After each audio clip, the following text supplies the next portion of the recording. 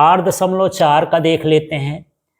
एक समतल वैद्युत चुंबकीय तरंग निर्वात में जेड अक्ष के अनुदिश चल रही है।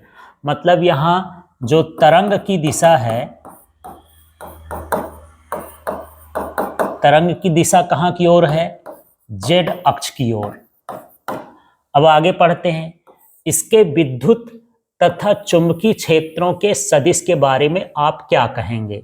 तो यहाँ पर हम जानते हैं कि जो विद्युत चुंबकीय तरंगें होती हैं उनमें 3 घटक होते हैं। एक होता है विद्युत क्षेत्र, एक होता है चुंबकीय क्षेत्र और एक होता है तरंग, और ये तीनों परस्पर लंबवत होते हैं। यदि तरंग जेड की ओर है तो इसका मतलब है विद्युत क्षेत्र एक्स और वाई की ओर होगा। तो यहाँ पर मान के चलते हैं कि जो विद्युत क्षेत्र है और चुंबकीय क्षेत्र है ये कहाँ की ओर होगा? X Y. एक एक्स की ओर होगा, एक वाई की ओर होगा। यहाँ पर ये निश्चित नहीं है कि एक्स की ओर विद्युत क्षेत्र होगा कि चुंबकीय क्षेत्र होगा।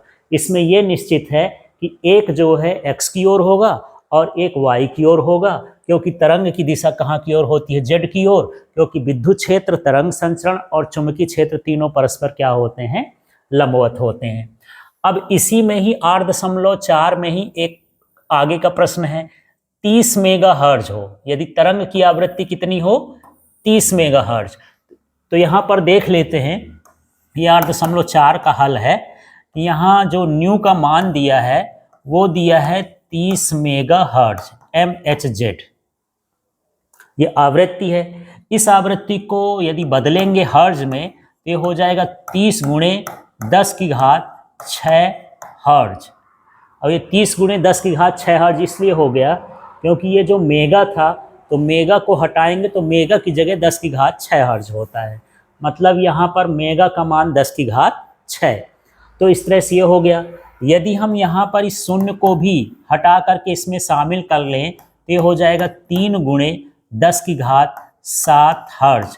तो यहाँ पर ये जो 30 था, 30 को लिख सकते हैं 3 गुणे 10, और ये 10 इसमें आके और जुड़ जाएगा, ये 10 की घात 7 हर्ट्ज हो जाएगा। इस तरह से आवृत्ति हो जाएगी। अब इसमें क्या पूछता है? इसमें पूछता है कि तरंग दैर्ध्य क्या है। तो यहाँ पर हम देख लेते हैं कि जो हम जानते हैं, क्या जानते हैं कि न्यू इक्वल टू होता है C/λ। ये सूत्र होता है जहाँ पर न्यू आवृत्ति है, C प्रकाश की चाल है निर्वात में, और जो लैम्डा है वो तरंग दैर्ध्य है। तो यहाँ पर हमको तरंग दैर्ध्य निकालना है तो लैम्डा इक्वल टू हो जाएगा C/ν। इनका मान रख देते हैं। तो जो प्रकाश की चाल है वो प्रश्न में न दिया रहेगा, आपको याद करना है। 3 गुणे 10 की घात 8 मीटर प्रति सेकंड होती है, तो C का मान ये रख देंगे। न्यू का मान ये निकाले हैं 3 गुणे 10 की घात 7। ये न्यू का मान हम यहाँ पर निकाले हैं, यही मान हम यहाँ रख देंगे। अब यहाँ पर देखें 3 और 3 कट जाएगा और ये 10 की घात 8 में से 10 की घात 7 चले जाएंगे तो क्या बचेगा? 10। तो इसका मतलब ये है कि लैम्डा इक्वल टू कितना हो जाएगा? 10 मीटर।